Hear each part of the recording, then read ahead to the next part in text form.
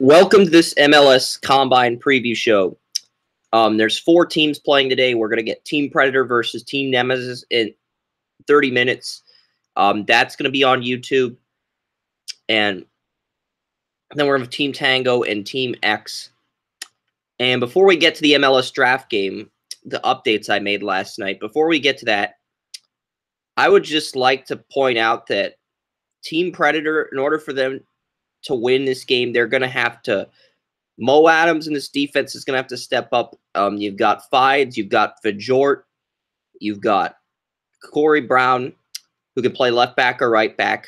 Same with Fides. He played left back at Washington. He's going to play right back at the Combine today. So he's pretty versatile. These outside backs and Fajort are going to have to step up. Bumpus is the only other center back on this team, and he's 5'9", 160, so he's going to have to defend well.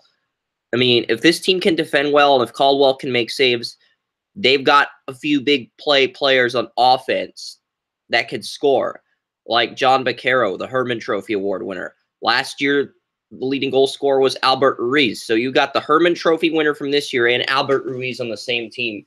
And those are the 2 guys that are going to have to step up for Team Predator if they want to go unbeaten during these 3 MLS Combine scrimmage games. Because those are the best players in their team, in my personal opinion. I think Caldwell's a good goalie. They've got Mo Adams. They've got some talent. But at the same time, they're facing arguably the toughest team in Team Nemesis, who is just loaded at striker. This team has a record 9 first-round picks on one team. Marcelo Acuna, Gallagher, Krolicki, that's 3. Muskowski is 4 first-round picks. Wyatt Omsberg, 5. Roldan, 6. Mason Toye, 7. Imoatu Mwasi, 8. Brian White, 9. And you can make an argument for Mohamed Diop being first-round pick number 10. So this Team Nemesis team is absolutely loaded all across the board. Yes, you'd like them to have a better center back than Graham Smith, but other than that, you can argue this is the deepest striker team I've seen in quite some time. And I'm really interested to see how this team matches up. And their goalie is Michael Nelson at SMU. I feel like this is going to be a 2-1 type game. We're going to see a lot of scoring in this first game.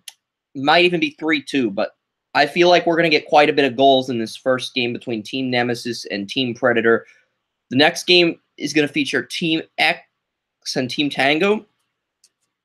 And the reason this matchup is special because Francis Atuahene and Tomas Hilliard-Ars, the Stanford senior, are the projected top 2 picks in the Super Draft. So they're going to face off against each other, and Team Tango doesn't just have Hilliard-Ars.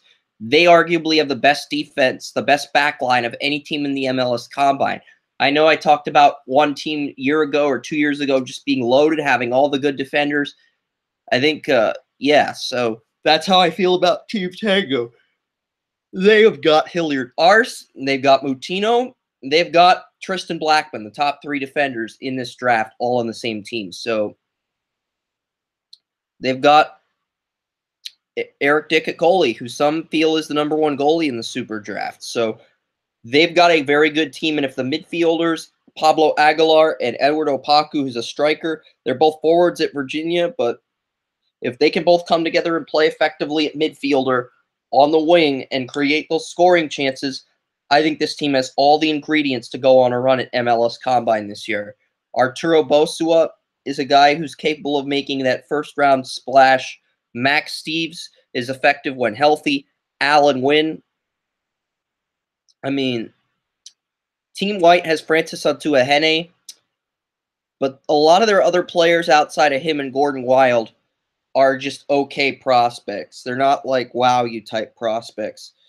But this group of scrappy underdogs has a chance to come together and do something. And with only 2 center backs on their roster, I consider Carter Manley more of an outside back, but I think even though they've got the best player, arguably not Atuahene, Team X just doesn't seem like a team that's going to wow you. So I think Team Tango and Team Nemesis win today. But yeah, I think right now, and the thing is, Team Tango plays Team Nemesis at the end of the MLS Combine. So if both Team Nemesis and Team Tango win their first 2 games, they would play on Wednesday afternoon. So that's it for this edition of the MLS Combine. But before I stop the broadcast, we'll take a quick look at the MLS draft game on our website here. And right now, this is the big matchup. Tuahene and Hilliard Arce.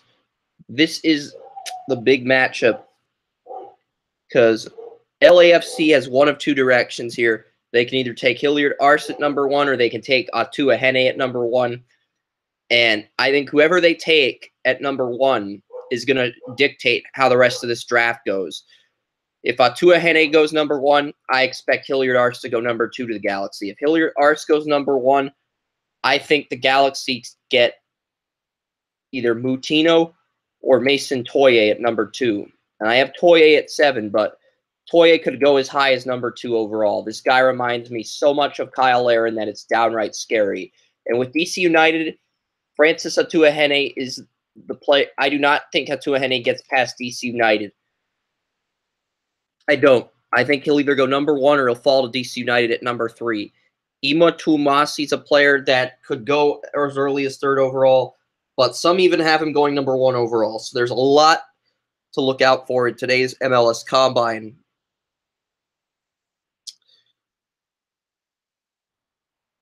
But I think Hilliard Arce and Baquero, the Herman Trophy Award winner, are the only non-Generation Adidas players that go in the top 8.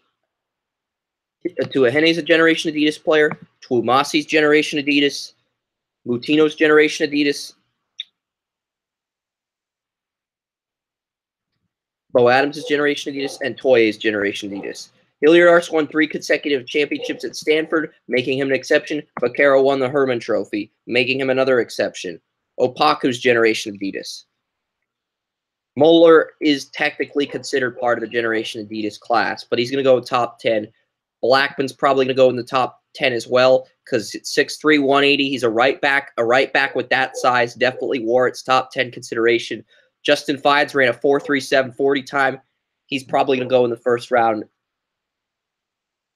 Those are probably the top 11 players in the Super Draft right now. But it is a deep striker class. Gallagher is going to be there in the later part of the first round. Acuna, Alan Wynn, Gordon Wild, Albert Ruiz. This is a very deep striker class. And this is one of the deepest striker classes I've covered. I think I had like 15 first-round players. There could be as many as 30 strikers drafted. So it is a very good striker class. And overall, I think this is a strong combine. I think at the very worst, you're getting 14 players that can make an impact as early as 2018. So it's a strong class. That will do it for this edition of my draft special. We'll be back on you can hear more about it on the Draft Utopia podcast tomorrow morning. So yeah, we'll see you then, and we'll be breaking down the outside linebackers tomorrow morning as well. So not only will you get my MLS insight at the end of the show, you will get the outside linebacker rankings too. So long.